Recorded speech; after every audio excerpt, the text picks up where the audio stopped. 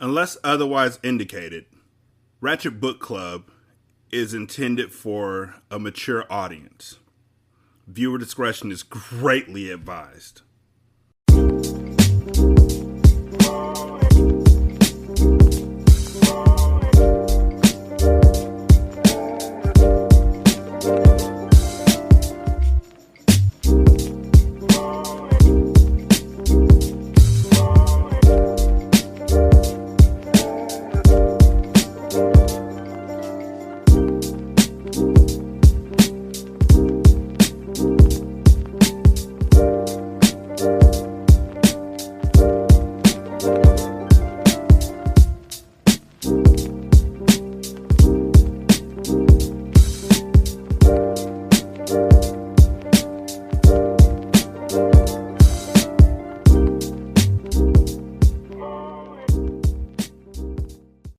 Welcome to Ratchet Book Club, where I read hood classics, good classics, or whatever the fuck I want.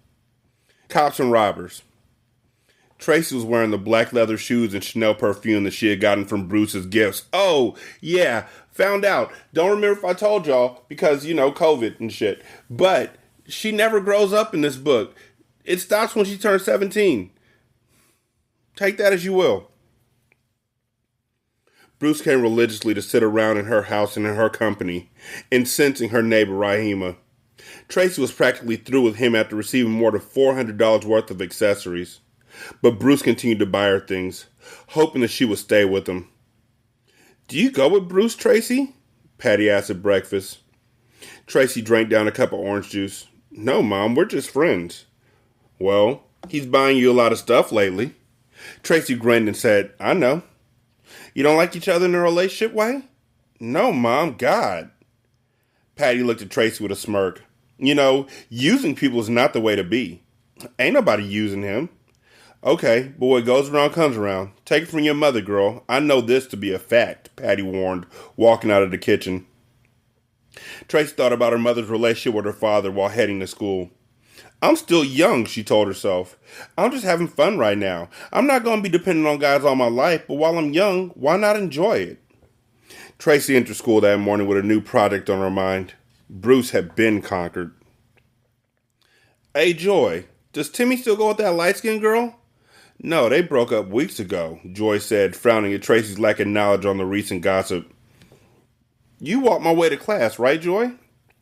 "Yeah," Joy answered, standing a full head shorter than Tracy.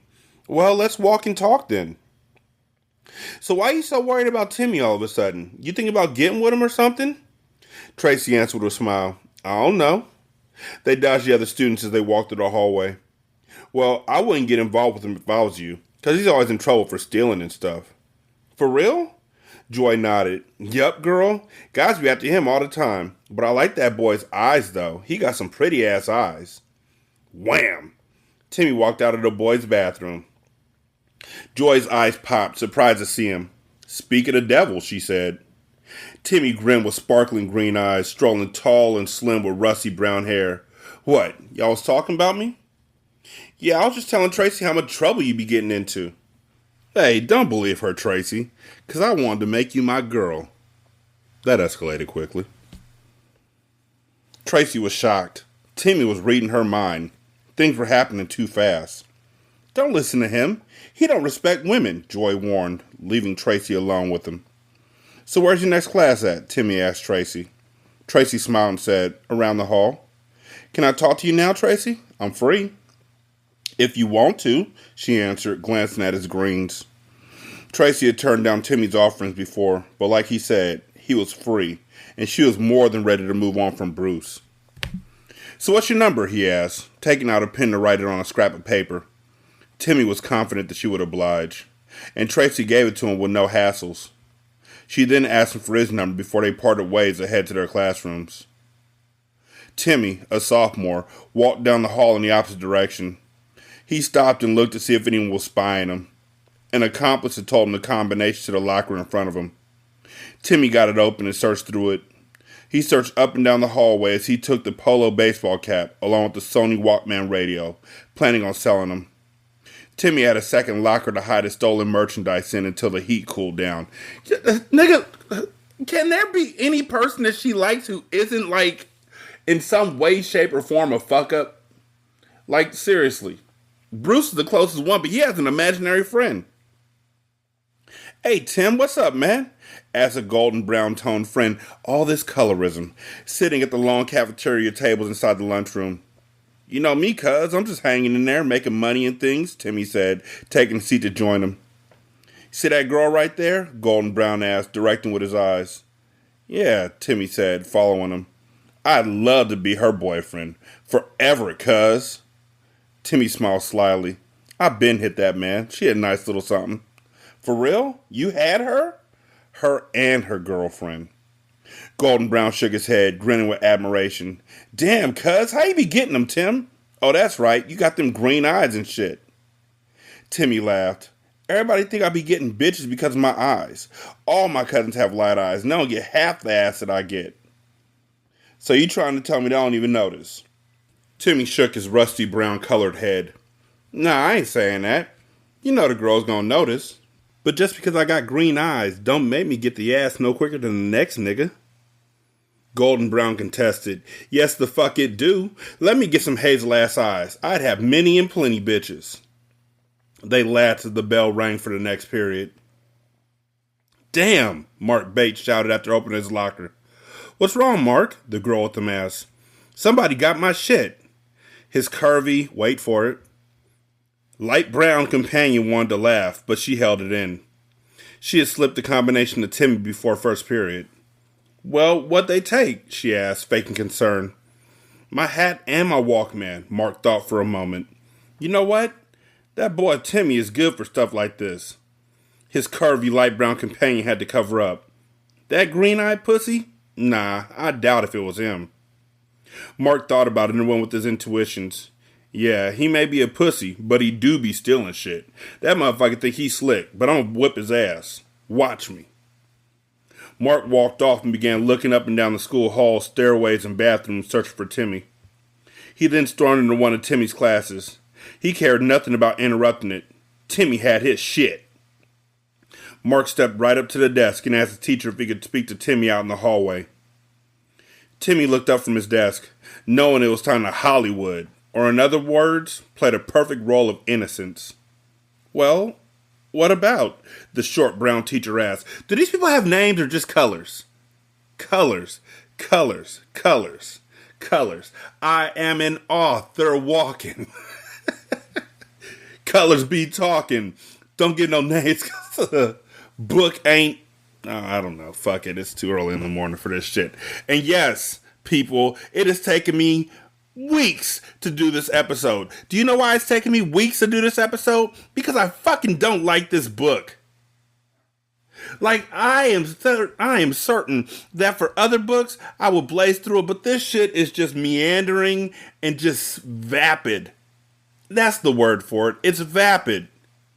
He ain't even giving names to niggas. Just colors.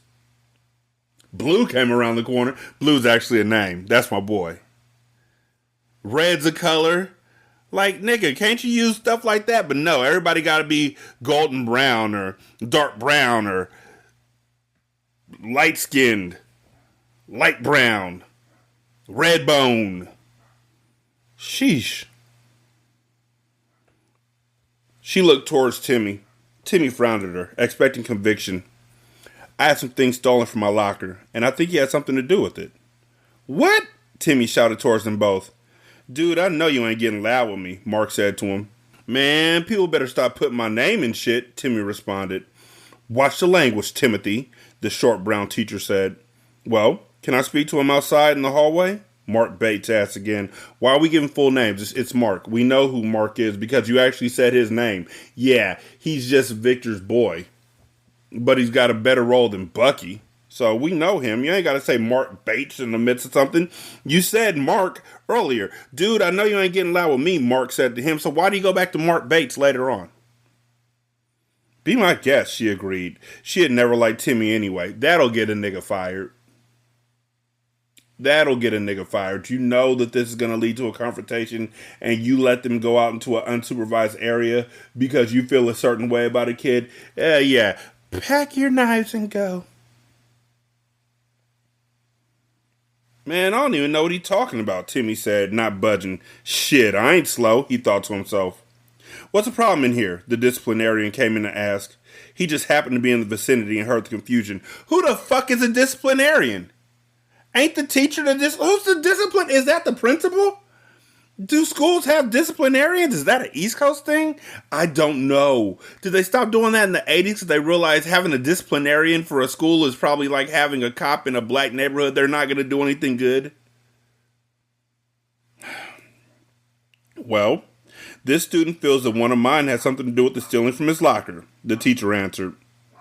She was embarrassed of the disciplinarian that walked in. He stood solid, light brown, and wearing a suit and tie. His voice boomed with authority. Which one? Timothy Adams, the teacher answered nervously. Timmy could accuse her of inappropriate activities. She had agreed to setting him up for a fight. Told you. Suit and tie looked at Timmy sternly. We can get this straightened out in my office. Timmy gathered his things, expecting a Hollywood again in the main office. The teenagers walked behind the disciplinarian as he led them to a small office and closed the door. It was a usual event for Timmy. He felt at ease. Now, what's the problem here? Some things were stolen from my locker, and I think it was him, Slim Brown Mark Bates started. Nigga, we are, unfortunately, only 53% done with this book, and we've been talking about Mark since a long time. Don't start calling him Slim Brown now. You gave him a name, nigga, use it. Do you have any proof? Suit and tie asked him. Nah, but I was going to ask him about to see what he had to say. And you really think he would have told you if he did it? Nah, but he would have said something. Mark had no proof and no witnesses, so Timmy started to giggle, feeling that the accusations were ridiculous. Suit and tie asked, is something funny, Mr. Adams? Nah, but I mean, he gonna come out of the blue and say I took something from his locker. Oh, cuz, you about to get punched in your mug, Mark retorted. He could see that Timmy was pulling a fast one on him. Most thieves are good liars, he told himself. Yeah, aight, Timmy snapped back at him. Suit and tie butted in. Well, let's check his locker. And if it's not in there, then there's nothing left I can do. There's things you can do. Like, there's more. Like, that's literally the bare minimum of what you could do. When I say it's the least I could do to somebody, when somebody's like, oh, thank you so much, and I'm like, it's the least I could do. No, it's not. You know what the least I could do is? I'm going to pause like Dora the Explorer after I say that. You know what the least I could do is? That's right. Fucking nothing. That's the least I could do. Nigga, no. No. It's more than the least I could do. The least I could do is just turn around and walk away when you ask me for something. Hey, can you do... Nigga, where you going? You ain't even gonna talk? You just gonna... Don't walk away, boy. My words won't hurt you. I need $5. Alright, Mark said, getting up from the chair. Time to Hollywood, Timmy thought. Hold up, we gonna check my locker when I ain't did nothing? That ain't even right. What if I just walked up in here and said somebody stole something from me? Are we gonna check their locker too? Suit and tie stood from his big brown desk. Probably not. But you have a history of accusations, so we're definitely gonna check your locker, he said, getting in the last word. The bell rang as they arrived at Timmy's locker. G-Town students, including Tracy, watched out of curiosity. Well, it's not here, Suit and tie announced to Mark. Mark wasn't satisfied. Alright then, but if I find out he knows something, I'm gonna break him up after school. If he thinks Peppy beat him up, watch what I'll do to him, he said. Mark was putting on a show for the students who watched. Now that I know he was putting on a show, it probably sounded like this. Alright then, but if I find out that he knows something, I'm gonna break him up after school. If he thinks Peppy beat him up, watch what I'll do to him. That's how you stun on these hoes. Go back to your classes, Mark. He doesn't have any things, Suit and Tie said. And as long as I got my suit and tie, you can stand in front of me and lie. Say you didn't steal his shit when I'm knowing that you a thief. Stole some shit off my desk last week. Saw you giving it to some freak. She didn't see me, so I didn't speak. But I saw you stealing my things. And I saw you stealing my things. And I saw you stealing my things. And I will beat your ass. And I saw you stealing my things. And I saw you stealing my things. And I will beat your dun dun dun dun dun. Right hook to the forehead. Uppercut to the chin. I don't know Jay-Z's part on that song, really. My son used to love that song. Like, he played it the fuck out. So I subsequently didn't. But Drink You Away is a good song. Not on the same album, though, I don't think. I don't fucking know. I'm too tired. Google that shit. Tracy walked home, wanting to hold off from calling Timmy on the first night. She wrote his number in her phone book just as her doorbell rang. "Who is it?" she hollered from her living room couch. "It's me." "Hold on," she responded, recognizing the voice. "What's up, pretty?" Bruce asked from her top step, wearing a Hawaiian shirt and sunglasses. "Hi, Bruce," Tracy said nonchalantly. "Can I come in?" "How many times have I got to tell you? No!" "Come on now, Tracy. After all we've been through, you still want to bend the rules for me?" That should have been rules. But Amazon be fucking shit up. I ain't gonna blame the authors for that anymore. Well, unless I read an Ashley and Jaquavis book. I'm not quite sure with them niggas. But I'm not gonna blame, the author for this, because I've read this book before.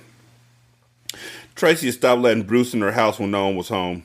She shook her head and walked down her patio steps to the pavement. "Nope." Bruce sat, watched, and grinned. "I feel good as hell when I'm with you," he told her, despite her apparent mistreatment of him. "Why you come here every day?" she asked, giving Bruce a hint. Tracy didn't want him around anymore. "Dag, he must have needed something bad, because he won't stop bothering me," she told herself. "I told you why. You made me feel like nothing else exists in the world. Isn't he 16? Tracy roared with laughter. "You need to get yourself checked out or something." Bruce frowned. "Why I gotta get checked out for feeling that way about you?" "You don't have any other girls?" she asked him, glancing to Rahima's house. Bruce shook his head. "Nah, 'cause I don't want any other girls. I just want you. I only want to be with you. You can call me a fool." Say what you want, but that song kind of slapped. "You crazy," Tracy exclaimed. Bruce got up to walk nearer. Tracy ran around him on her lawn and back up her steps. "Now why you gotta act stupid like that, Tracy?" She eyed him crossly from her door. "Look, I gotta go pick up my brother," she said. Bruce left her feeling disappointed with himself. He was being played again. I mean, is there anything else that happens to Bruce? I feel like we're in a big ass circle with all of these characters. Like, there's no growth. And I know that these ones are kids, but there's literally no growth between Patty and Dave and Tracy. And where the hell is Victor? Like, I know he's going to pop back up because I read the fucking book, but still, there's no growth at all. Rahima, even her, no growth. Only person who seemed to be growing in some way, shape, or form was Mercedes, but they don't like her, so we'll see. Tracy was bored after picking up her brother from daycare. She stared at her blue phone book while doing her algebra, thinking, Timmy probably has a lot to talk about since he gets into so much. She was still hesitant to call him on the first night, but she decided, what the hell? He gave me his number to call him, so what's the difference? "Hello? Can I speak to Timmy?" "Yo, it's me." "Hi, it's Tracy." "Oh, what's up, girl? You must have been bored, huh?" "No, why you say that?" Tracy asked, embarrassed. "'Cause, why you call me already?" Tracy snapped. "Well, I won't call you if you don't want me to. What'd you give me your number for?" "Oh, well, fuck you then, 'cause I ain't the one for sweating bitches anyway," he blurted out, hanging up in her ear. Joy had warned her from Jump Street that Timmy had no respect. "Hey, I'm sorry about cussing you out. I was in a hype mood," Timmy apologized at Tracy's locker the next day at school. "Yeah, alright," Tracy responded, unfazed. Timmy caressed her gently from behind. Tracy felt his body press on her backside. His hands held her waistline perfectly, but she didn't want him to notice she liked it. Tracy pushed him away silently. Timmy chuckled and said, "Oh, not in school, huh?" Tracy tried her damnedest not to smile. "I don't believe you're just gonna walk up and be all nice now," she mused, just like her mama. "Well, you gonna call me tonight, ain't you, Tracy?" Tracy faced him, noticing his freshly cut, rusty brown hair. "So you can tell me off again?" she asked. Nah, so I can tell you what time I'm gonna pick you up for the movies this weekend. Tracy cracked a smile. Timmy had caught her off guard. He had nerve, but he was definitely exciting and unpredictable. He was a major change from Bruce. So we going to the movies, huh? She asked. Yeah, on Friday night. What we going to see? Nightmare on Elm Street Part 3 or 4 or 5, one of them motherfuckers. I forgot which one they was up to. Let me tell y'all something about Nightmare on Elm Street Part 3. Nightmare on Elm Street Part 3? Yeah, I said 3. Nightmare on Elm 3, nigga, fuck you. Nightmare on Elm Street Part 3 fucked me all of the way up. Okay? So the first one came out in like 84, I think. I don't fucking know. Google it. I'm too busy. But the third one? Nigga, the third one came out when I was about 9 years old. Minding my own goddamn business. Might have came out when I was 7. Again, go fuck yourself. I don't know. Google it. But when I saw it, I was 9. Also, when I saw it, I was in my grandma's house. Also, when I saw it, I fucking shouldn't have, but my cousin had it on video, so he brought it over because he was older. He's in jail now. Those two things are not correlated. When I saw it, nigga, like, that was horrifying. Finding out that when I went to sleep, there was a nigga living in my dreams. Oh my God. Let me find out there's a nigga with razor sharp claws living in my dreams, ready to make my dreams into nightmares on a moment's notice. Nigga, I dreamed about that motherfucker for the next 4 days. 4 days. Got scared. Went into my grandma's room. Went in her room to sleep with her because I was a little kid and you can get away with that shit. Got in bed with her. Had a nightmare where I woke up in my dream because, yes, Inception's a real thing, people. Woke up in my dream, looked at my grandma because I had a nightmare within a nightmare and woke up in the nightmare and still in the nightmare and tapped my grandma to tell her about the nightmare. She turned around. She was fucking Freddy Krueger. Not fucking Freddy Krueger. She was Freddy Krueger. If she was fucking Freddy Krueger, that would have been a whole different dream. Still a nightmare, though, but a whole different dream. He would have been scratching up her back. You know what I'm saying? You know what I'm saying. But, yeah. Part 3, the one where they ripped the dude's veins out of his arms and was walking him down the hallway like a fucking puppet. And then had him walk off the fucking ledge, and the girl thought she was all tough, and then she looked down at her arms, and she was a heroin addict, so there was literally track marks in her elbows. They were just like yawning open and closed, and Freddy's fingers turned into fucking syringes, and he just pumped her full of drugs, and the black dude that thought he was all strong in the junkyard till Freddy whooped his ass. Yeah, that movie was great. Honestly, as an adult, I look back and that shit was fucking greatness. But when I was 9, oh, fuck that movie in the face. She ain't going to see that movie. She should not. They ain't going to have good dreams if they see that shit. Tracy laughed. She couldn't help it. Timmy was funny, too. Well, what time you plan on going? She asked, losing her apprehension for him. Like 7 o'clock, but I'll let you know, though. So you gonna pay my way? She asked with a child's grin. Timmy grinned back. Yeah, but don't get excited about it, cause I ain't no rich nigga. I work hard for my shit. I heard, Tracy mumbled under her breath as Timmy walked off. So Tracy know he housing shit? Is that what's happening? Cause we never spoke on it. Does Tracy know that he's stealing shit? Like, if you know a nigga's doing fucked up shit, but I ain't even gonna finish asking that question. The answer is a definite yes. Which is why now y'all are currently married through the phone to inmate number... I don't mean to laugh. 87253S. I used to work for the parole board out here. I know them numbers. I used to do this thing for another podcast that I have called Single Simulcast, where I did a thing called Misconnections. Not Misconnections. Jailhouse Letters. Where niggas from prison will be pen pals, be looking for pen pals, and they be in there for murder and shit, but trying to act like they all compassionate and affectionate and shit. That shit don't work. Friday night came quickly. Tracy wore a blue silk outfit. Navy blue, y'all. Navy blue. I guess the Navy started that. They were like, this is our blue. It's navy blue. You can't call it nothing else. I guess they also were the first ones to make them beans. The Navy beans. I don't know. Nigga, it takes a lot to get a color named after you. I know. I've been trying to get Brown labeled Derek for like the last 12 years. No avail. No avail. I mean, if white people can get peach colored as flesh, why can't I get Derek? I guess they do custom color crayons now, though, but now that's just too much. It's too expensive. But you should do it for your first grader. They think it's dope. And then no one would ever steal their pen again because it will say, like, Carly's red, Carly's blue, Carly's white. I don't have any jokes past that. It's just the colors. She met Timmy down on Chelton Avenue to catch the bus. Timmy was impressed by her knockout style. He was proud enough to make her his girl. They walked through a Cheltenham mall, and many jealous teenage boys were staring. Green-eyed Timmy had another young star on his arm. Timmy ordered and paid for everything. Tracy felt like a woman, because, she's either 13 or 14 now. So she's not a woman.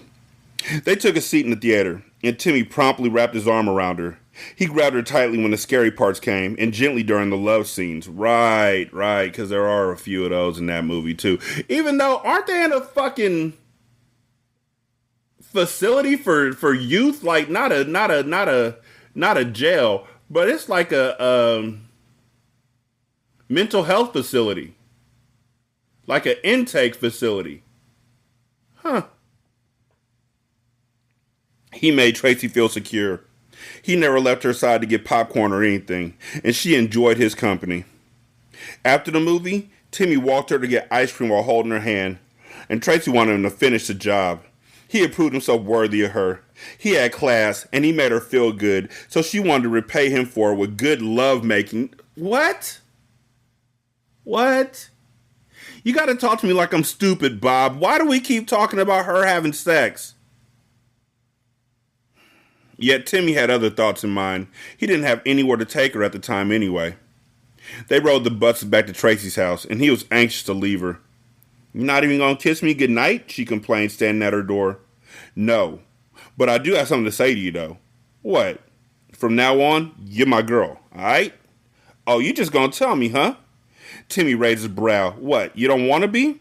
Tracy responded quickly, "I ain't say that." She didn't want Timmy to blow up and tell her off again. He seemed to have a serious temper problem, and his temper was not childishly entertaining like Bruce's. Timmy's tantrums were of a more violent nature. How do you know that? Through one conversation on the phone where he told you to fuck off. He didn't tell you to fuck off. He told you to fuck off. Like, well, fuck you then, because I ain't the one for sweating bitches anyway. You've been told that a few times now. I believe Victor put a whole mind trick game on you. So what are we doing? Timmy was devious, proud and bold, spending money like a windmill blows wind.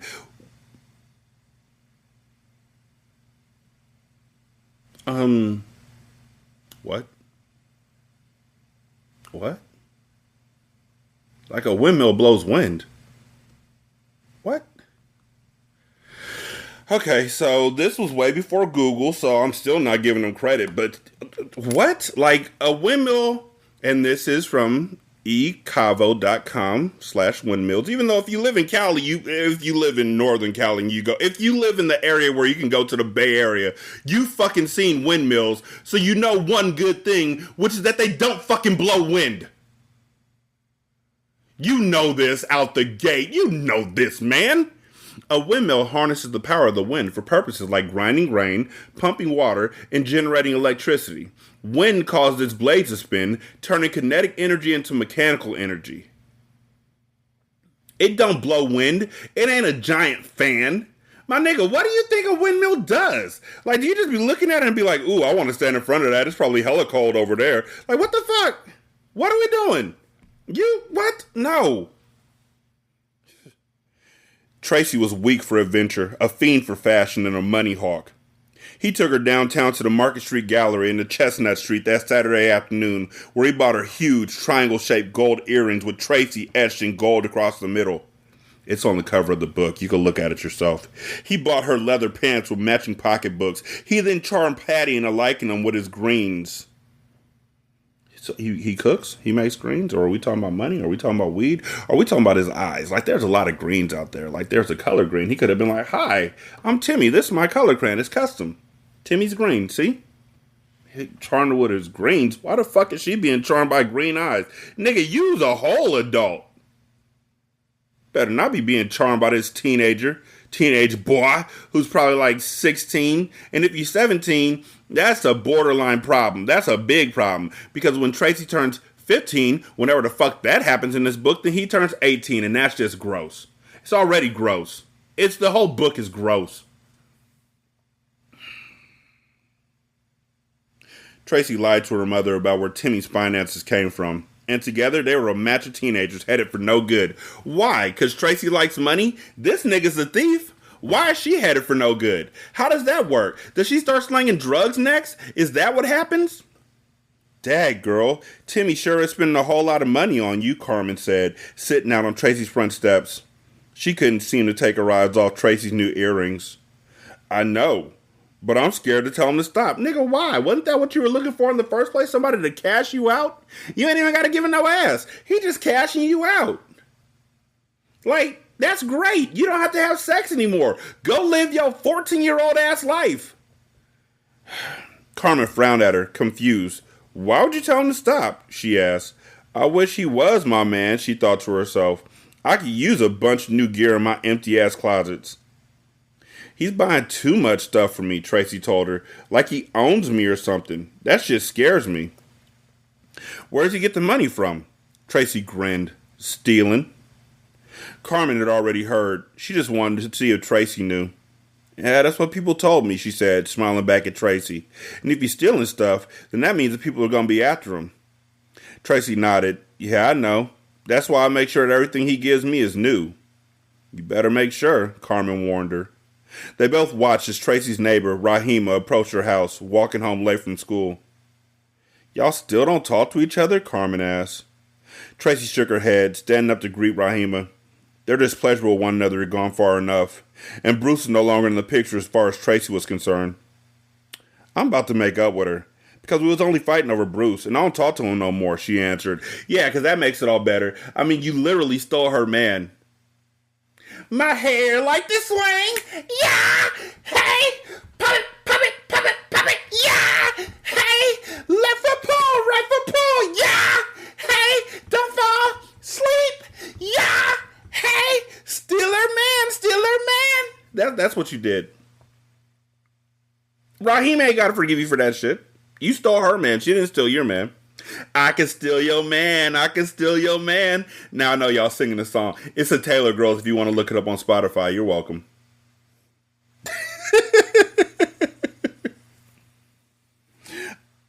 Rahima did not appear to look in Tracy's direction as she headed up the walkway. Rahima, can I talk to you for a second? Rahima stopped and waited for Tracy without a word. Are you still mad at me about Bruce? Why should I be? Rahima knew that Tracy had been using Bruce for free clothing and things. But that was Bruce's dumb fault, she thought. Well, because he had liked you. Rahima was on mute again. She did miss Bruce's company for a while. Nevertheless, life goes on. Also, you never did shit with the dude but treat him poorly. Like, literally. You treated him like a toy, and that was fucked up, so... I was mad at first, Tracy, because you just had to have him when there's a whole lot of other guys you could have talked to.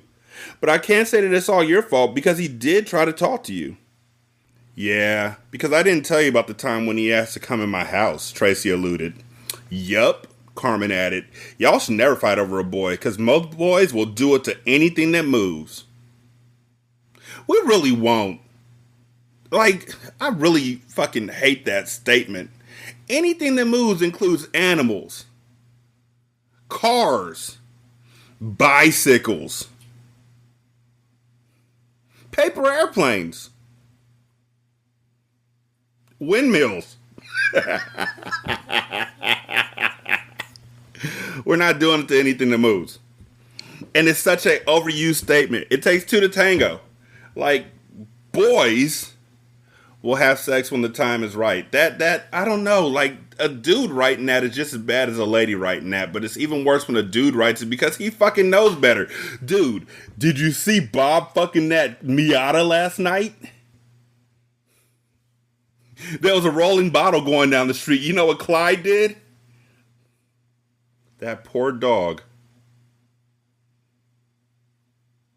Rahima looked at Carmen and smirked. You too, she felt like saying. Well, I'm no longer mad at you, Tracy, she said to her next door neighbor instead. Tracy opened her arms to hug her, and Rahima obliged. Aw, no, ain't that sweet, Carmen perked. The girl shared a smile before Rahima excused herself and walked into the house. I'm going over to Timmy's house tonight, Tracy suddenly announced. She felt joyful after making up with her neighbor. Oh, so y'all gonna do the nasty tonight, huh? Carmen assumed. Tracy smiled bashfully. I don't know. He don't even touch me. Well, he gonna touch you tonight. That nigga said, don't touch me. So I touched that nigga. They giggled together before it was time for Tracy to leave for track practice. Patty began picking Jason up from daycare when Tracy went to practice. She didn't mind it much, as long as her daughter was doing something constructive. Timmy waited until 8 o'clock to pick Tracy up. They walked to his house, 5 blocks from hers, down dark and windy row house streets. Once at his house, they went in and up to a stuffy dark room that Timmy tried hopelessly to straighten up. He then got a couple strawberry coolers and poured them into 2 tall glasses. Tracy had never drunk before, but she was not planning on telling Timmy no at such a romantic point in their relationship. Yeah, because wine coolers. I mean, if you want to set the scene off right, you need 3 things. A hardwood floor with a scratchy ass blanket on top of it.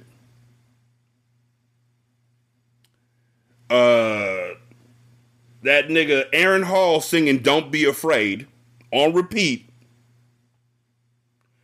And Bartles and James. Set the night to music. Also, that nigga sang a song about raping somebody and no one said shit. The lyrics are still, and I quote, you can yell and you can hit me. It just makes me horny. But don't be afraid. You should probably leave. I'm kind of tipsy off this 15th Bartles and James. Timmy had been able to make all his girlfriends feel as if they had known him for years when they barely knew him at all. He gave them all a perfect illusion of comfort. Don't drink it so fast, he told her, as Tracy rushed to finish her tall glass. She stood up and wobbled before Timmy grabbed her. Look at you, girl, and that was only 1 cooler. I ain't never drank the one before, she said, falling back. Timmy laid her out on his bed and examined her for a moment. That's because he drank it too fast, he told her. You acted like you was drinking a damn soda. Tracy giggled at him. You know, you haven't kissed me since we've been gone together, she said, out of the blue, with her head stuck to the pillow. Timmy leaned over and kissed her, weakly. Oh, you call that a kiss? She asked, slurring her speech. How much time has passed? Between drinking a fucking strawberry... let's be honest, a strawberry spritzer. And slurring her words. Did she eat? I mean, yeah, niggas probably would feel a little bit weird if they were drinking like Thunder Chicken or Crazy Horse or even Mad Dog. A lot of names like that. Night Train or Still Reserve. Still Reserve tastes like ass and will fuck you all the way up. And before you ask about ass, don't. But will a wine cooler get a 14-year-old fucked up when she drinks one really fast? What's the alcohol content in a wine cooler? Does it matter? If it's your first drink, will you get tore up off one wine cooler? I don't see that happening in any place in the world. I've had a wine cooler, and you know what happened next? I drove the fuck home. Wine coolers aren't meant to get you drunk. Wine coolers are meant to make you mad. Like, fuck, I'm still thirsty and I'm sober. What the fuck did I drink this shit for? You know how I know that? Take your happy ass to the store, and they don't call them wine coolers anymore, but still, get yourself a fucking Smirnoff Ice. Remember those? Remember those? The ones that taste like watermelon or taste like lemon lime or taste like something, and you could drink a whole 6-pack of them because they didn't get you fucking drunk? Now take half the alcoholic content out of that shit. Wine coolers weren't made for us. They were made for uppity white women who sat in book clubs and read about shit that they didn't understand, like the streets.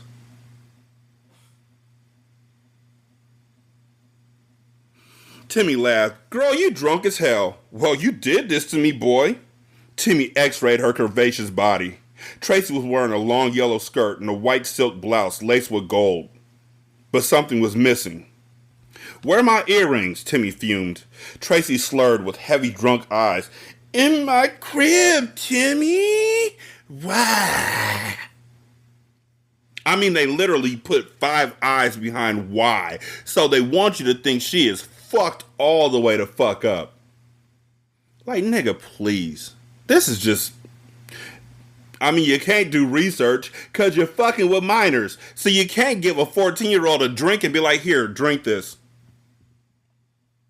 Oh, yep, 3 minutes. You can't do that. You going to slam to hell. So instead, you're just going to write about that shit. Why you ain't wearing them? Cause it was too loud to wear with this. Timmy gripped her tightly by the arm. When I buy you something, I expect you to wear it. Okay, Tracy said, jerking away from him.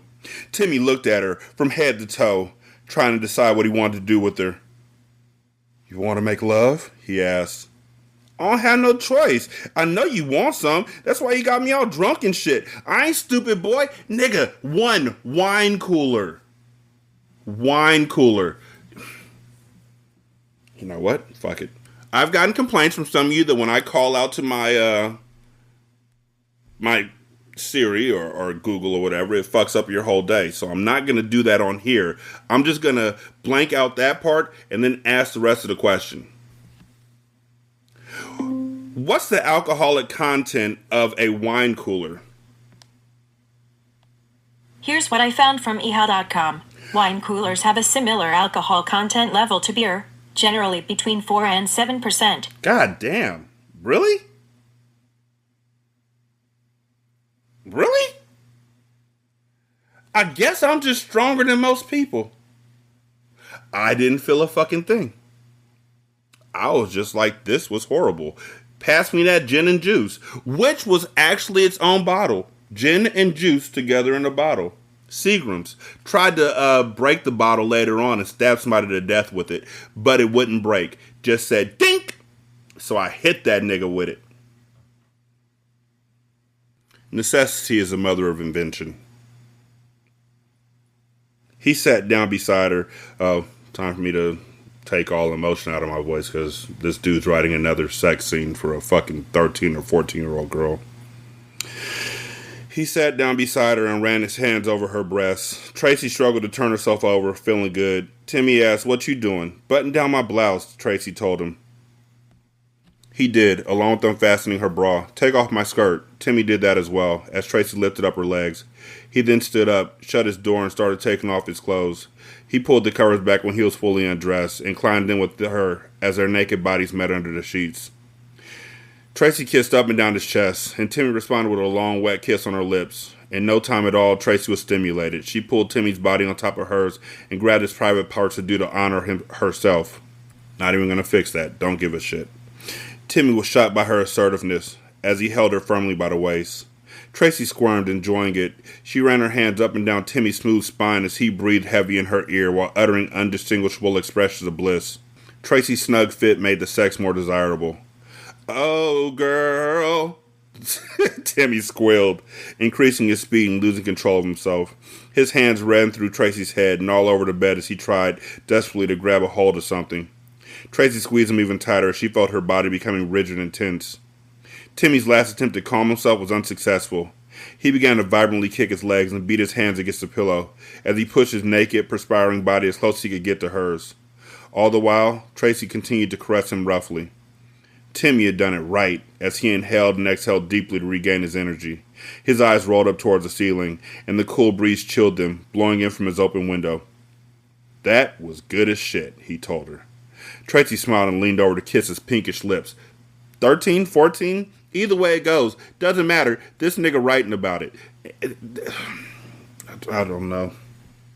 I try and make a million jokes to get around those parts. Hey, Timmy, did you get it yet? His golden brown friend asked, who still doesn't have a fucking name, sitting at the lunch tables again, who doesn't show up anymore until it's time to ask Timmy about girls. Get what? Your girl, cuz? Oh yeah, I got it Friday night. I thought you was talking about something else. Nah. Timmy leaned over the lunchroom table to whisper in his ear. Remember, kids. Yo, man, she had the best ass I ever had in my life. Golden Brown smiled. She did? Cuz, no bullshit. She do like she got some good shit, though. Timmy snapped. Hey, man, what the fuck wrong with you? Talking about my girl like that? And don't be looking at her that hard either. Hey, man, my wife swallows, and she got a tongue ring. Really? She look like she got a tongue ring and swallow. Nigga, what the fuck? What? Who told you that shit? Nigga, what the fuck's wrong with you? Hey, man, my girl, she eats ass, and she likes it in the ass. Oh, word? She look like she eat ass. Really? You saying her breast stink? What, you saying your ass stink? Nigga, I'll fight you. Meet me outside. Damn, cuz, my fault. Yeah, but don't let that shit happen again. Timmy left the lunchroom, pissed at everyone for his friend's slip of tongue. He howled at Tracy at her locker. Where the fuck was you at last night? Tracy was puzzled. I was at my next door neighbor's house, she answered, surprised by his rashness. Doing what? Talking to my girlfriend. She lives there. Timmy looked her in her eyes as if he wanted to reprimand her.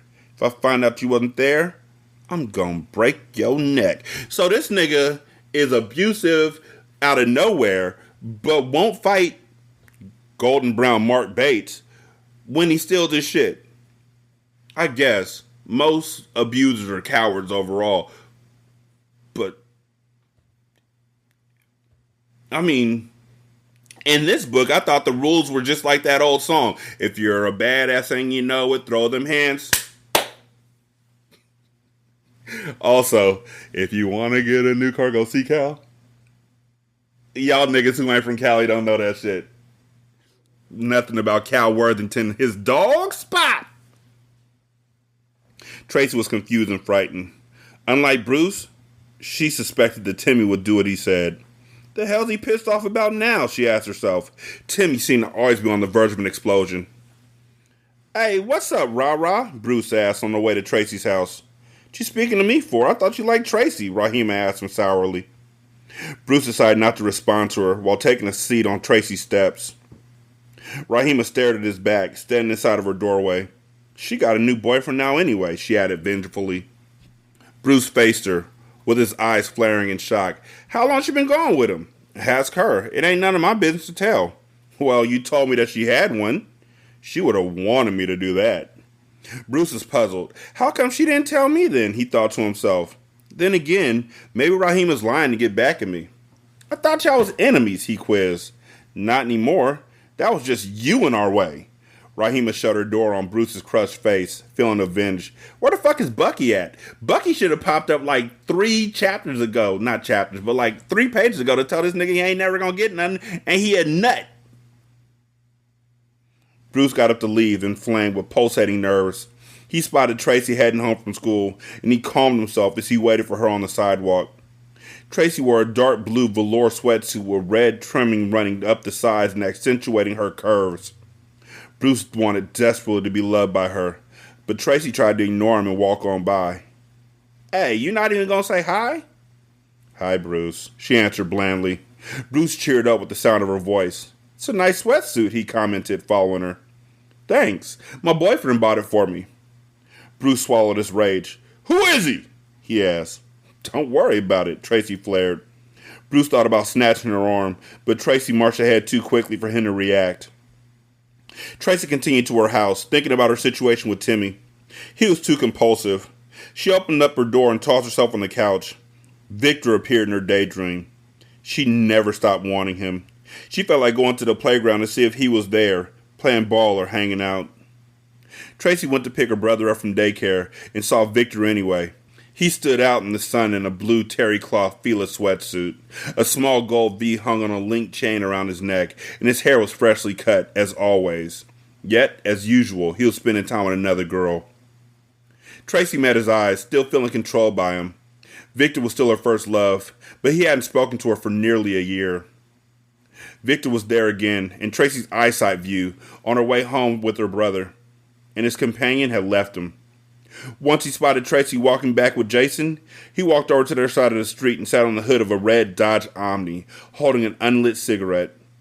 He played with it in his smooth black hands, flipping it over in circles between his fingers, waiting for her as she approached him. He then smiled at her and said, "I heard you go with punk-ass Timmy now." God damn. Okay, those are, them some real words right there. You ain't seen a nigga in years, a year. And his first words to you is, "I heard you going with that bitch-ass nigga down the street." We gotta fight now, right? Like, not only did you tell my girlfriend, not only did you talk to my girl when I just told my own friend, "Don't be looking at my girl like that," but you said punk ass. Like, come on. I hope Timmy find out and then get ran through, and then Victor goes to jail, and then Dave grows up, and then Patty fucking grows up, and the book's over. But we're only 55% of the way through this motherfucker. "Yeah," Tracy answered, beaming helplessly. "I heard you go with punk-ass Timmy now." "Yeah. You know him?" "The bedwetter?" Victor leapt off the car and moved towards her. "Come here, Tracy." "I can't," she responded. She wanted to talk to him, but could not allow her hormones to get her in trouble with Timmy, who was crazy with jealous rage. "Nigga, you went looking for him." "So it's like that now, huh?" Victor asked her as she continued on her way. Tracy turned back to face him. "No, I just can't." "Are you sure?" Victor asked, giving her his winning smile. He simply wanted to see how much Tracy liked her new guy. Tracy looked him over and shook her head. "I can't." She then turned and took a deep breath as she continued home with her brother, happy to have spoken with Victor again. Victor stared back at her and muttered, "Damn, she's still loyal to a nigga. I like that. But I could still have her if I really wanted to. I can tell by how she looks at me." "So, Tracy, are you and Timmy going out this weekend?" Patty asked her daughter. They were watching Dynasty together in the living room. Jason interjected, "No, because she got to watch me." "Shut up, boy," Tracy told him. "I don't know what we gonna do, Mom," she answered. "Yeah, well, that's a nice suit he bought you there, and I can never get over those gigantic earrings." Tracy laughed as she played with a huge earring in her ear. Patty didn't seem to mind her having little boyfriends and going out on dates at the age of 14. Confirmed. 14. At 14, she's staying out past midnight and having little dates and all that kind of stuff. I want to say her mom doesn't know shit that's going on, but he ain't implied that. What he's implying, and I'm going to read it in a second. Okay, let me read it first. Patty didn't seem to mind her having little boyfriends and going out on dates at 14. Why should she? She and her sisters had done it when they were young and grown up in North Philly. Patty didn't mind her daughter wearing expensive clothing and accessories either. After all, she had always wanted her daughter to look her best. She wanted to look fabulous when she was young too. A lot of young girls wanted to be fly. It was the next best thing to being a movie star. So really her mom is endorsing this. And this is nothing but generational curses being passed on down. Because if Tracy has a daughter, unless something big changes in her life, when her daughter starts having sex at 14 and doing all this wild shit, her mindset's going to be like, "I had sex at the age of 13. I don't see what the big deal is." And that's a problem. That we recognize these generational curses and we write it into I'm hoping he wrote it into the book and something's going to change, but I know the book. It doesn't. It does not. Tracy said he was going to buy me a big nugget ring too, but I acted like it was ugly and he changed his mind. Well, don't get too much into letting him buy you things because you'll end up in the same boat that I'm in with your father. He thinks that just because he pays the bills here, he can do what he want to do, but I got news for his ass. Here she go again, Tracy thought. She compares everything to him now. "That's just how they are, honey," her mother added. "They just want to do whatever pleases them." And what about us? Tracy wanted to ask. I know I want what I want, and you do too, Mom. But she decided to keep her thoughts to herself as they continued to watch Dynasty's Carrington family. Once again, just like her mom has all of these thoughts that she never expresses, Tracy's doing the same thing. There's no communication in this family. So there's no growth. That's what I'm talking about throughout this book. That is literally the most annoying thing about this book by a long shot, is the fact there's no growth because nobody wants to take the steps. Nobody wants to start the conversation. And if you're waiting for the other person to start the conversation, then the conversation's never going to start. I learned that a long time ago. Mom, guess who was up here today? She asked. Bruce. How you know? I seen him in the supermarket last night with his mother, and he told me to tell you he said hi. Well, how come he didn't tell me? To tell the truth, it slipped my mind. But what are you worried about it for anyway? You don't like the poor boy. Tracy laughed. I know, but I just like to know stuff like that. It's a shame how you did that, boy, Patty said, walking to the kitchen. I should have married myself a nice little boy like him, she mumbled. Tracy watched Blake arguing with Alexis. She smiled, thinking about Bruce's childish temper. That was the only exciting thing about him, except for his money. Yet, Timmy bought her more expensive things. Yo, man, you know some dude named Timmy? Asked, wait for it, a lemon-skinned boy on Timmy's block of row houses. He was 18, wearing a plain blue baseball cap. Nah, why? A tall, dark brown neighbor asked. Colors. I mean, if you don't know him, what you worried about it for? Yeah, I know him, so what's the problem? Another resident said from the patio. He walked down to the pavement and stared. He was thick-built and 19. Lemonskin said, well, I heard this is his block, and I want to speak to him about something. About what? More neighbors gathered as Lemonskin backed up and pulled out a gun. They all wanted to scatter, but remained calm, scared of becoming a statistic in the daily news. Y'all tell that pussy I'm gonna kill his ass, the boy responded. He jammed his gun back inside of his pocket and dashed around the corner. A few of the neighbors ran into their house to get their guns. They all ran around the corner after him, but the quick-footed boy was long gone. I keep telling niggas, don't pull the gun unless you're gonna fire the gun. Now, of course that leads to a murder beef, but you obviously came there looking to murder somebody. Also, why the fuck you got your gun in the house when you outside? Logically, if I am in a place where I need a gun, my gun goes everywhere with me. I'm not wrong in that regard. The 80s were bad, and I'm only assuming that the 80s were worse than fucking North Philly.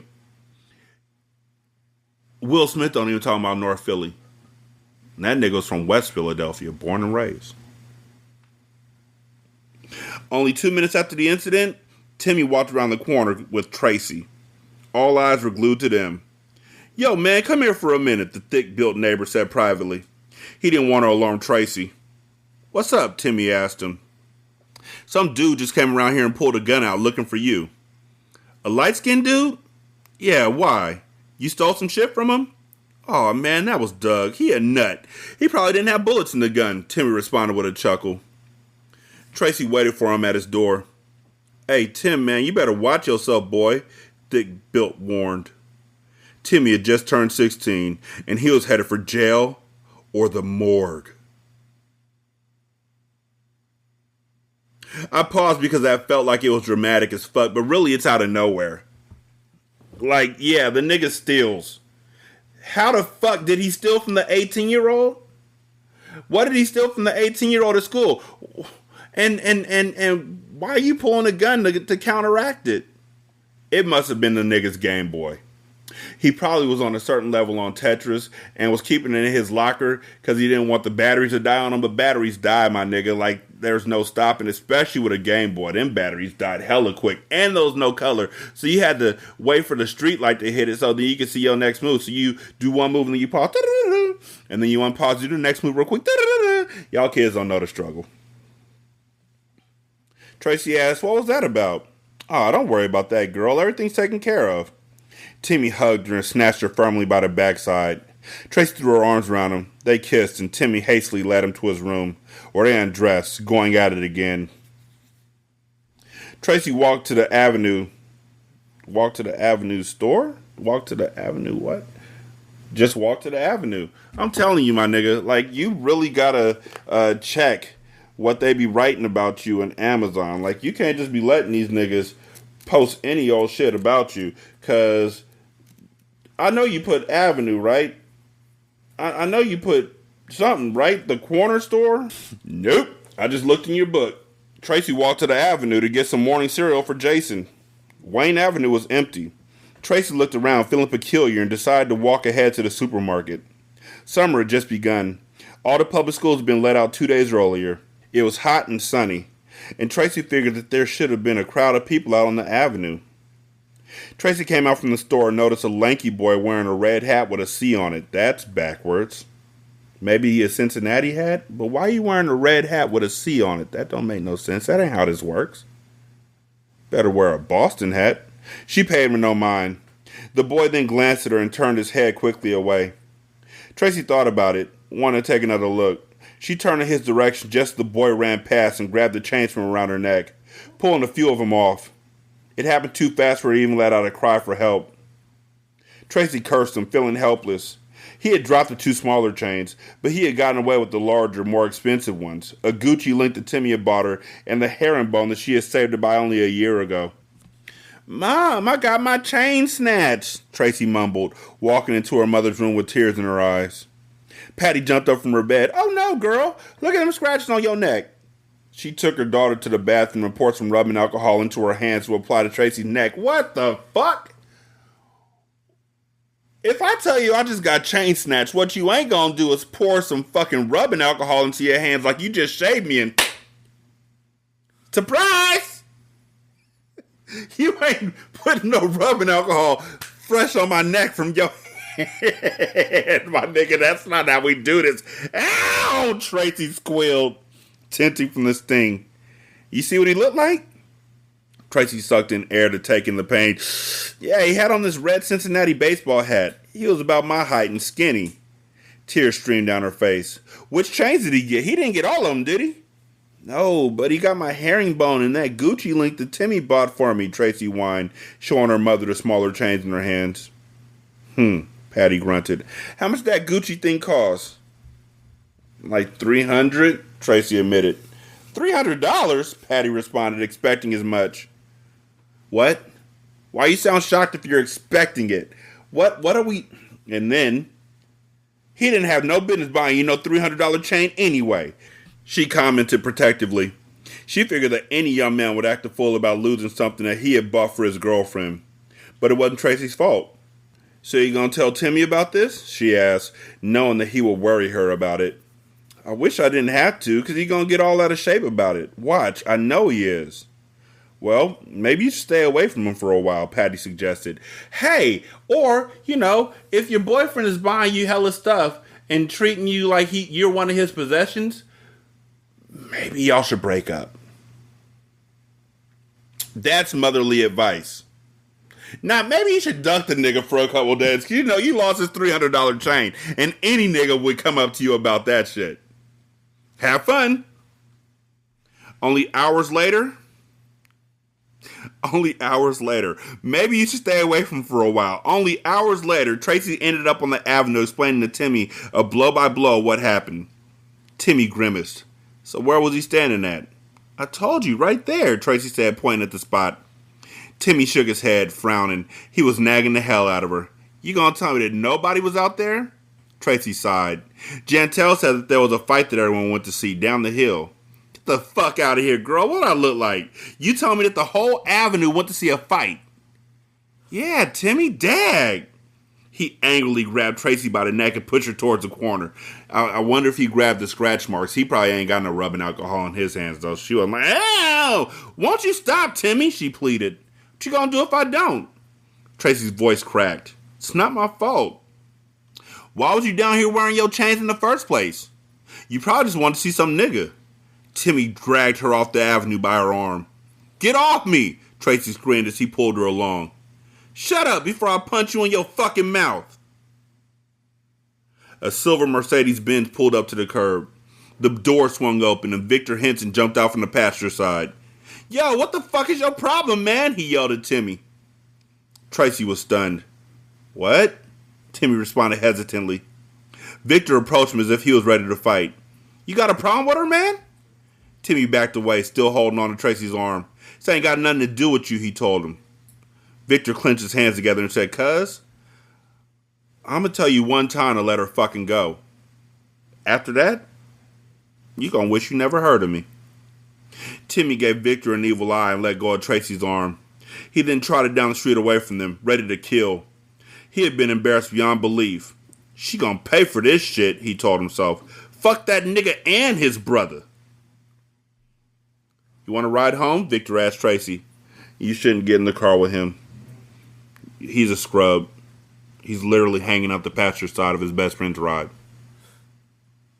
She looked towards the car and shook her head as she began to walk away. Victor had only made her situation worse. Yo, you need to pick up a new friend, he told her as he climbed back into the car. That's the young girl I was telling you about, Todd, he said to his brother. Todd shifted his Mercedes back in the drive and said she got a lot of growing up to do. Yeah, she's fucking 14. Victor nodded. Yeah, I know, but she gonna be alright. Todd looked at his younger brother and smirked. Sounded like she got your nose open. I never understood what the fuck that meant. I don't know.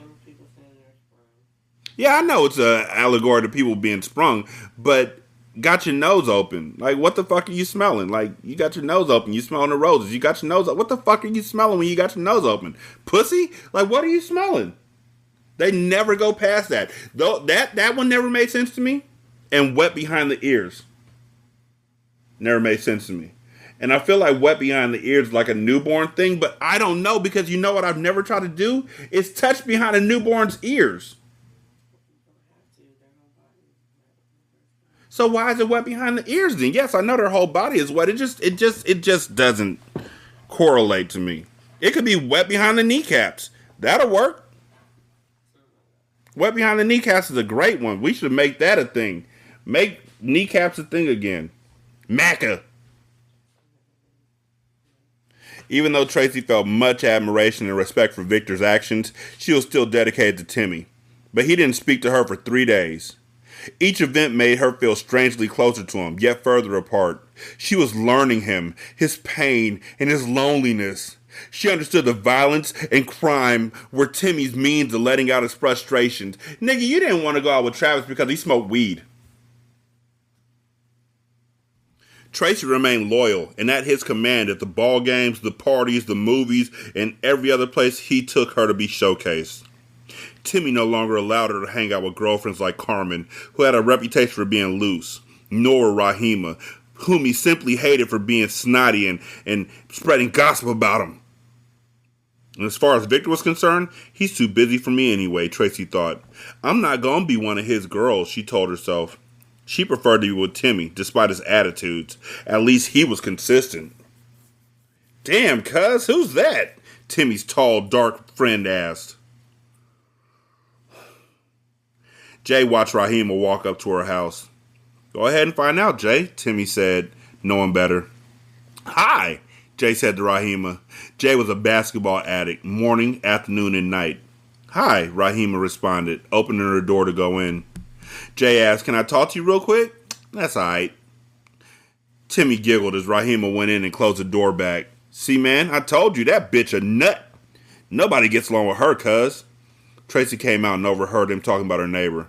Stop talking about her then, she interjected. So, you going to that concert tonight, huh, Jay? Timmy asked, changing the subject. Yeah, man, you should take her.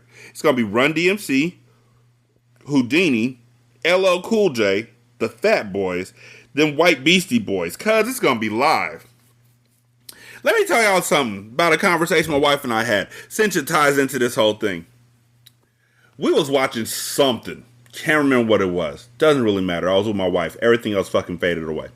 Anyhow, we're watching it, and they start talking about LL Cool J and start playing I Need Love. And my wife is like, man, that was the song. Do you remember how that song made you feel? And I was like, didn't that song come out when I was 8? How that song make you feel a certain way? So now what we gonna do is we gonna look. LL Cool J's I Need Love came out in fucking 1987, ladies and gentlemen. Do I remember how that shit made me feel when it came out when I was 7? No, ma'am, I do not. You know what I remember when I was 7? I remember the fear of misplacing my jacket, which happened like every couple weeks. I know now as an adult why my mom was so mad at me about it, but at the same time, she didn't handle it well, because she would simply say, if you don't find it, I'm going to whoop your ass. She'd be like, you better retrace your steps. So my 7-year-old ass would retrace my steps all the way back to the fucking playground. Like I remembered. If I knew where I took my jacket off at, mama, I wouldn't have lost the fucking jacket. Shut the fuck up and eat your pork chop a chunky. But instead, I'd cry because as soon as you said, if you don't find your jacket, I'm going to whoop your ass. You know what I started thinking about? Getting my ass whooped. I ain't going to think about where a jacket is. And you know what? Only once, it happened where it turns out she had taken the fucking jacket when I was asleep because it was sitting on the goddamn floor in front of the door. So she took it and put it in her closet and forgot about that shit. And I still got my ass whooped. You know what I got for that shit? Well, I probably you probably thought you got away with something. So you got whooped for that. And then I got a Slurpee. Slurpee kind of made everything better too because the Slurpee was banging. Even though personally, Ices are better than Slurpees as far as texturally. Can't explain it. They're both fucking nice. But Slurpees have this horrible habit of at the bottom they become like this block of melty ass ice that you can't suck up in your straw. And Ices are consistent. I don't know. It's weird. Don't ask me. Google it. I'm too busy. Timmy contested, nah, you never take your girl to no show like that. It's always some motherfuckers acting crazy trying to talk to her. And them niggas be 100 thick from South Philly. Tracy said with an attitude, oh, it's gonna be 1,000 other girls there and they just gonna pick me, huh? Hey, you getting a little bold talking that shit, girl. You better shut the fuck up. I'm sorry. When they spell it S-H-E-T, you gotta say it correctly. Hey, you getting a little bold talking that shit, girl. You better shut the fuck up. That's how you say it. Shut the fuck up. Girl, you better shut the fuck up. Hey, dude, you better shut the fuck up. That's how you say it. Now you know. Tracy went in the house and took a seat on the couch, disappointed. Timmy followed her, leaving his friend outside. Now, he wasn't even thinking about that concert till he said something, he commented. Tracy crossed her legs and pouted. You the one who brought it up. You just wanted to tease me about it. Yeah, tease her about, not being able to go to a concert at the age of 14. Timmy chuckled. Now, why are you laughing? Tracy asked, standing back up and in his face. Timmy sat her back down. Come on now, stop playing with me for I have to hurt you. Now you know me better than that, girl. Tracy looked away. That's all you know how to do is hurt me. Timmy sat down beside her and kissed her ear. Well, we gonna go out to eat tonight or something, okay?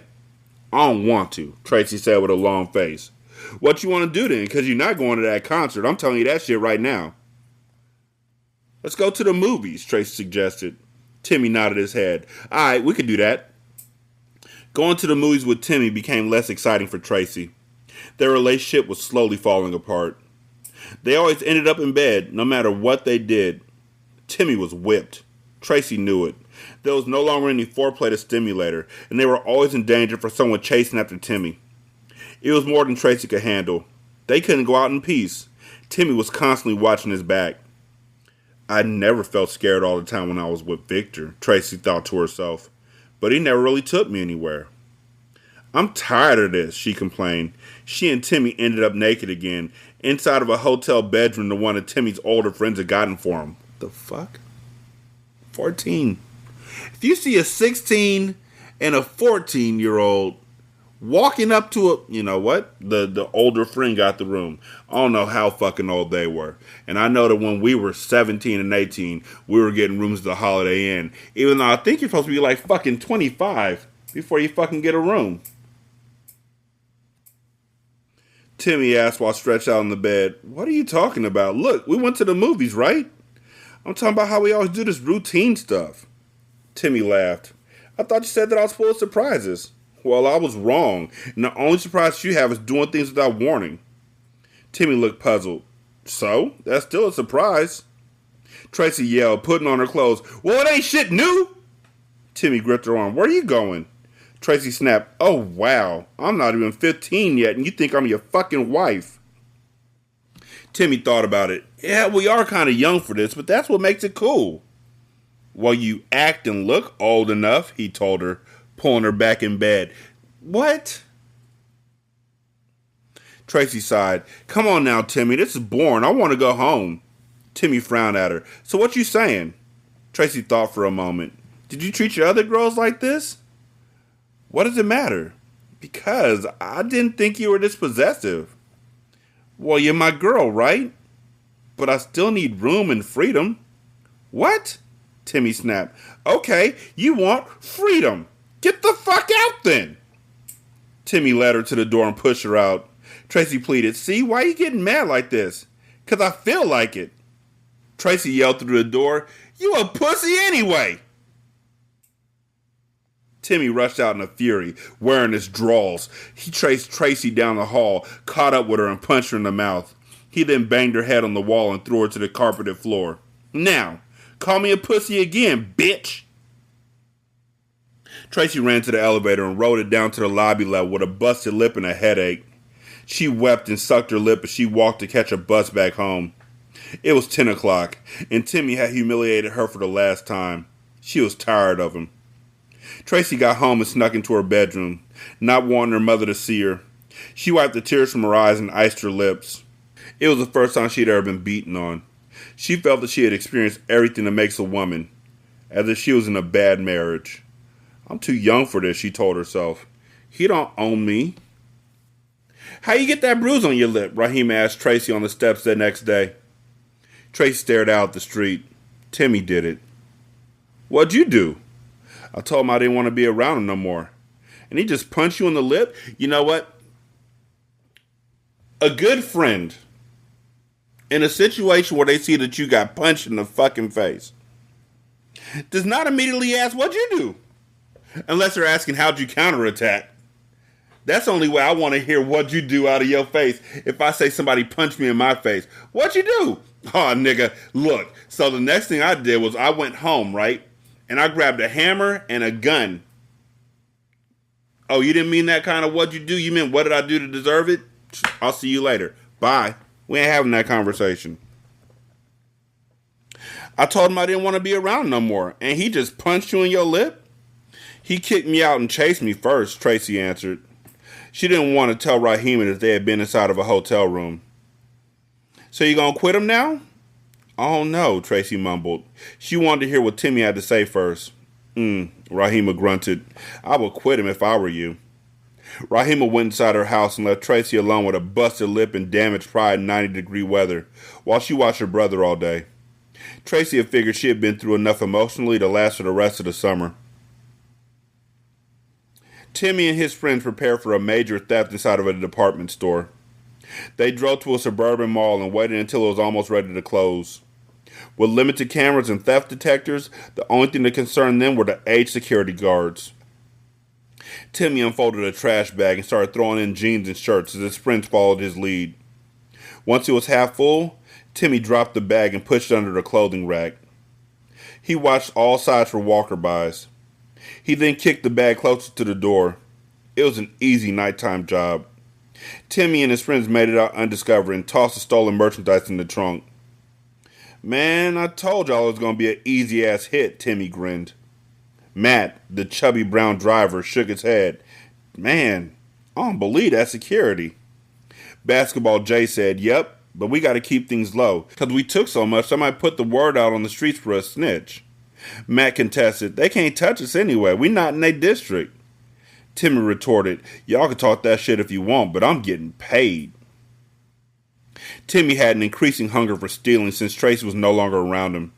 He started romancing a new girl and had moved out of his mother's home. No one knew where he was staying. He continued to steal deviously, sticking up stores and everyday citizens around the city. His friends feared his destructive path.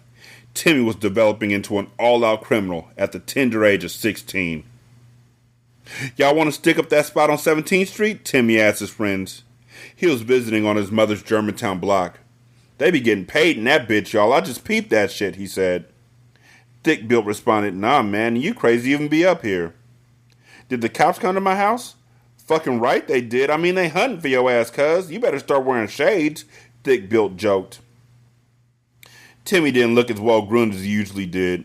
He had been drinking and doing drugs, and his rusty brown hair was growing wild under a blood-red Phillies cap. Okay, so look. You could be a thief and not have to drink and do drugs. You ain't got to throw this nigga into every single box just to prove a point that he's going down a bad path. Stealing is bad enough.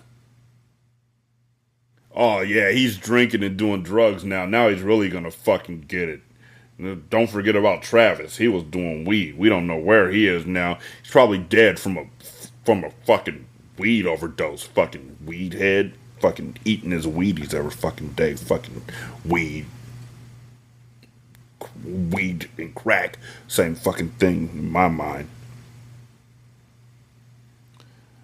Hey, man, as long as they don't know where I'm at, fuck the cops. Thick Built said, you crazy as shit, man. I don't know how you be doing that dumb shit. Timmy persisted. Look, cuz, you down or what? Basketball Jay stepped up. Fuck it. I'm with it. You about to die, my nigga. Dig, cuz, I'm down. Chubby Matt agreed. Nope, there's 3 of you. Y'all about to go to jail. Timmy gonna get shot. Timmy directed. Bet. Let's go steal a lemon and roll. Thick Bill shook his head. Y'all niggas is crazy to be listening to him. That motherfucker out of his mind.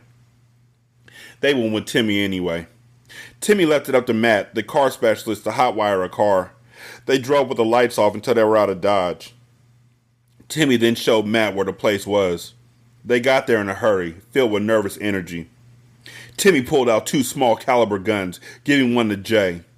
Where you get these from? Jay asked him apprehensively. Look, man, don't worry about it. Let's just do this, Timmy snapped at him. They stopped the car. Timmy got out and told Matt to keep it running. It was a dark restaurant on West Oak Lane off Ognotz Avenue. Ogantz? O-G-O-N-T-Z. Oonts, oonts, oonts, oonts, oonts, oonts, oonts, oonts, oonts. Off of Oonts Avenue. Timmy knew where they kept the money. Small crowds frequented the place, especially on Friday and Saturday nights when the bar had entertainment and an open dance floor. I hear the music already. Oonts, oonts, oonts, oonts, oonts, oonts, oonts. Timmy had watched a sexy waitress taking money alongside the bar for safe storage on a previous visit. When he had asked to use the bathroom, why the fuck you letting a 16-year-old kid into your bar? He and Jay walked in slowly, wearing shades and baseball hats. Timmy told Jay to watch the outside as he approached the back room. Yeah, I was wondering if I could get change for a 50, he asked the Honey Brown employee who was heading towards the back. His adrenaline level was stable. Timmy was used to the action. Sure, Honey Brown answered, taking his $50 bill and walking into the back room. Timmy ran in behind her and pulled out the gun in the small bag in his left hand. Alright, just throw all that shit in the bag. The manager was shocked. He did what Timmy demanded. Jay eased up against the door, making sure no other employees walked back. Timmy reached over and smacked the short, fat manager in his curly head with the butt of his gun. He then eyed Honey Brown. You try some dumb shit, bitch, and I'll kill your ass. Timmy dashed out the back room with the bag. The other employees were puzzled. What the hell's going on?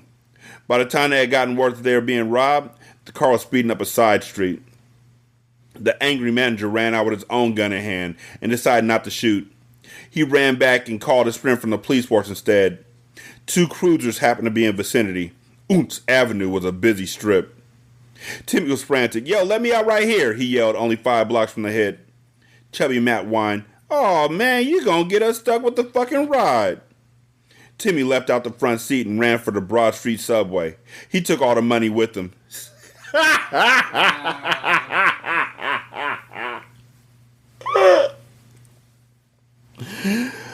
Oh, God, God, Jay and Matt turned paranoid. Matt yelled, see, I knew we shouldn't have tried this shit. Jay roared, hopping in the front seat. Fucking man, let's get the hell out of here. They turned a tight corner and crashed to a parked car. Jay shouted, shit, get out and brake, man. They sprinted in opposite directions. Philadelphia police cruisers whipped around at both ends only seconds later. The officers hustled in hot pursuit as Jay dashed up a street perpendicular from Matt and tried to jump over a fence. The fence snagged his leg, slamming basketball Jay on this hard concrete. The officers caught up and pinned him down. Motherfucker! Jay spat, with tears in his eyes. The officer smiled. Your father can't help you now, son. They smashed Jay to the ground and put the handcuffs on. Open up! It's the police! Patty marched to the door. The hell's going on? She demanded, answering it. We'd like to talk to your daughter concerning the whereabouts of a Mr. Timothy Adams. Tracy walked out of the kitchen with big eyes. Do you know Timothy Adams, ma'am? The officer asked her on sight.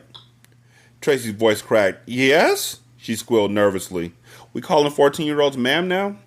Okay. Would you happen to know where he stays? No, she responded, looking over his clean, stern face and dark uniform. The officer shook his head. Now, nothing's going to happen to you. We just want to find out where he is.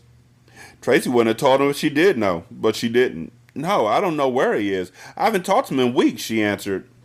Sternface said, well, if you hear from him, could you do us a favor and let us know? Because from what I hear, it will be to his benefit if we caught him first. Sternface walked out while his partner radioed the station from the squad car. Patty closed the door and watched until the police cleared out. She then turned and stared at her daughter, shaking her head. She went to the kitchen to think. Tracy followed her. Well, what's it about, Tracy? Tracy stiffened. Stealing, she admitted. Oh, so you knew what he was doing, huh? Tracy pondered. I couldn't stop him. I wonder where he's at, though. Patty frowned and said, what? I don't believe you even said that. You remind me of your aunts, girl. Dating troublemakers and then wondering why they get all wrapped up in it. You stay away from them types, you hear me? That boy's no longer allowed in this house. The word was out that Tracy was a former girlfriend of Timothy Adams. He was in deep trouble with the police, and no one knew where he was. And although he had busted Tracy's lip and assaulted him, she still felt for him. How long you plan on staying here, Timmy? His new girlfriend asked. She was 23 and had her own apartment in Southwest Philly. I don't know, he answered, stretched out on her bed with only jeans and sneakers on. I'm not giving him a pass. You're fucking 23 and he's 16. You're fucking gross. I hope when the cops get him, they take you too. You crazy as hell, you know that, right? She asked, grinning at him. You could have been a cute, green-eyed, light-skinned boy growing up to go to college. I don't understand you. I mean, you lived in a nice neighborhood and all. You already had money. The 23-year-old figured that Germantown had its good parts and bad parts, but it was still a nice area compared to where she lived, and a drug and crime-infested apartment complex. She took drugs herself. Timmy was giving her money to feed her habit while he stayed there. Hey, Gina, just shut the fuck up. Nobody asked you shit, he fumed at her. Just explain to me where you coming from. Look, life ain't shit unless you live it. What does that mean? That means I'm going to do what the fuck I want. Shit. And then what? Timmy smiled. I don't know. I guess you die. Gina retorted. See, all you criminal-minded niggas think the world's a joke, but you only get one chance to live and you mess yours up. Gina began to get ready to leave for work. Timmy asked, Gina, what the fuck you doing with your life? I mean, you strung out on drugs and shit. Gina snapped, I ain't headed for jail. I got my own place and a good job, motherfucker. Weren't you just doing drugs like 2 pages ago? Timmy grinned and shook his head. Gina had a temper too. He sat on the bed, thinking about what she had said after she left. She let him stay with her, thinking that she could help him out, while he gave her money for her habit. Timmy shook his head and smirked. Life is fucking crazy, he mumbled to himself. Like father, like son was his story. His father had died in a shootout years ago. Timmy was raised by his mother and stepfather. He had never respected either one. He had to compete for attention. His mother then had a thing for abusive men after divorcing his stepfather. She never had another child, and Timmy was lonely and miserable. He used females and mischief to fill his void, and before his wild lifestyle would end, he wanted to be with Tracy again. Timmy dialed her number. Hello? Yeah, it's me, he answered. Tracy got excited and asked, "Where you at?" "It's not important. I'm sorry and I want to come see you." Tracy smiled, willing to oblige. "Where you want me to meet you?" "I'm gonna come up to your house late at night, like 2 o'clock in the morning." "But the cops gonna be after you." Timmy sighed. "I'm going to jail soon anyway. It don't matter no more." Tracy was weak for him. She wanted to see him. "You want me to sneak you in the back door?" she asked. "Yeah, you do that." Tracy paused. "I love you," she said, hanging up. Timmy began to think that if he hadn't been so demanding with her, he would have never followed such a path of destruction and robbery. Tracy kept him out of trouble when they were together, and her words of affection launched Timmy into emotional turmoil. Timmy snuck out that night while Gina took a shower. He packed his gun and $500 to give to Tracy. He had gotten away with $1,200 on his last robbery. He figured Tracy could use the money better than he could. At least no one would be after her. He had about $400 left for himself after giving Gina her share for letting him stay with her. Not trusting the buses or the subway, he called a freelance taxi driver, or a hack, to pick him up to ride him to Tracy's house. He stopped for snacks at a Korean corner store to stall for time. He paid the hack to wait with him. He then told the driver to let him out 3 blocks away from Tracy's house so he could watch for cops. He didn't want the driver to know all his business either. Timmy wasn't slow. He walked up the familiar streets towards Tracy's house, watching his back from all directions with his gun loaded and ready. He arrived at Tracy's driveway, feeling secure that no one had seen him, and knocked on his door. Tracy stood glimmering, naked as an angel, ready for them to make love. Timmy didn't say a word as he undressed. They then stared at each other and held hands in the darkness. Their kiss was soft, gentle, and calming. Timmy's hands rubbed on her body, and Tracy's hands rubbed his as they caressed, standing in the middle of her blue-carpeted basement, and they proceeded to lay together for the last time. Tracy asked, "Where are you going?" Timmy sighed. "I gotta get out of here." He jerked up his pants, de-dressed in a hurry. Tracy pleaded, "Stay till the morning, Timmy." "Like, how the fuck? What? Nigga, you're in your mom's basement. You better leave now, Timmy." Timmy frowned at her. "Shit, girl, it's like 4 o'clock. It is the fucking morning." "Well, where do you stay?" He shook his head, refusing to tell her. "I told you, that's not important," he answered, walking towards the door. "I love you," Tracy told him again. Timmy smiled. "Yeah, I know." He walked off with a quick pace, slipping around corners and making sure there were no police cars positioned around her block. He ran down another driveway and around another corner, heading for the Broad Street subway station. Once he had arrived, he waited nervously. A train pulled up after 5 minutes. Timmy rode the Broad Street line to Center City, feeling like he had escaped. He then transferred to the Market Street line. Fatigue pulled him into sleep while he rode. He awoke to find he had missed his stop. He got up and crossed to the other side to head back. He was thankful that it was summertime. The sun wouldn't rise until 6, and it was already 5:30. Timmy wobbled on the streets, trying to stay awake until he could reach Gina's and fall asleep for the rest of the day. He arrived at Gina's apartment building and pulled out the key that she had given him. "Freeze! You're under arrest!" a plainclothes detective hollered from behind him with a raised gun. Timmy was too tired to notice him ducked inside of a parked car across the street from the apartment complex. He was a wanted man, and the officer waited for him to arrive, arresting him for the sake of hard-working citizens. "Now drop the bag and turn around with your hands up high, son, or your life will end right here." "For stealing? For real? With no weapon? We doing that?" Timmy dropped the bag and did as he was told. Fucking hate this book, y'all. But I gotta get through it. At least reading that took a whole fucking 10% off the book. So now we're at 60. So hopefully the good luck continues. 916-633-1537, Ratchet and Ratchet at gmail.com, Ratchet Book Club on Twitter, Ratchet Book Club on Facebook. You can leave a review on Spotify. It takes like 13 seconds. You can also leave a review on Podchaser. Copy and paste that into Apple Podcasts, and then copy and paste that into the Good Pods app. You can donate to the show at patreon.com/single simulcast. $1 will get you a ton of content.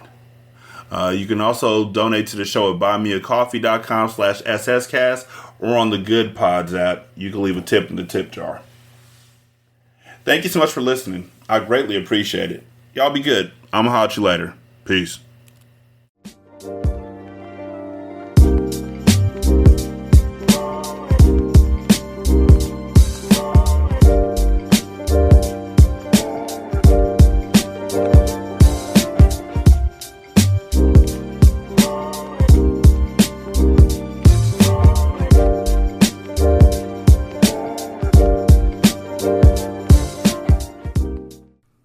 intro and outro to Ratchet Book Club is by That Kid Garan, and it's called Goodbyes. You can email him at tkgbeats94@gmail.com for more information on how to lease this beat. This is Single Simulcast.